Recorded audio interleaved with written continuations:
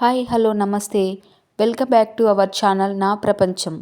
ఈరోజు మనం ఈ వీడియోలో చేప ముక్కలు ఎలా ఫ్రై చేయాలో చూద్దాం. మీరు మొదటిసారి నా వీడియో చూస్తున్నారా? అయితే ఇంకెందుకు లేట్, మరి సబ్స్క్రైబ్ చేసుకోండి, అలాగే లైక్ చేసి షేర్ కూడా చేయండి.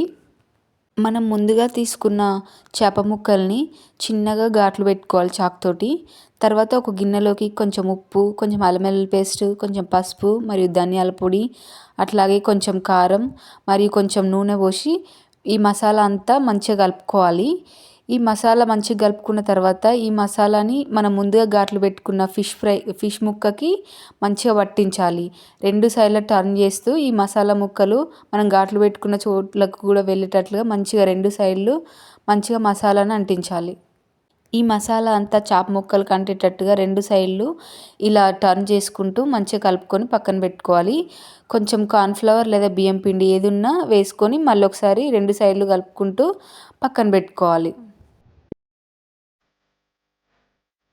ఇప్పుడు గ్యాస్ మీద ఒక పెనం పెట్టుకొని ఆ పెనం వేడైనాక కొంచెం ఆయిల్ వేసి, ఆయిల్ వేడయ్యాక మనం ముందుగా మసాలాలు కలిపి పెట్టుకున్న చేప ముక్కలను ఈ ఆయిల్లో వేయాలి.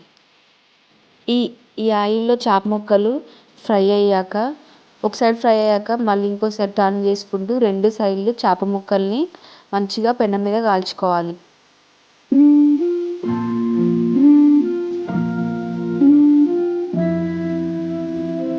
ఇలా రెండు సైడ్లు చేప ముక్కలు టర్న్ చేసుకుంటూ మంచిగా కాల్చుకొని తర్వాత గ్యాస్ ఆఫ్ చేసి లాస్ట్లో కొత్తిమీర చల్లి రైస్లోకి సైడ్ డిష్గా సర్వ్ చేసుకోవడమే.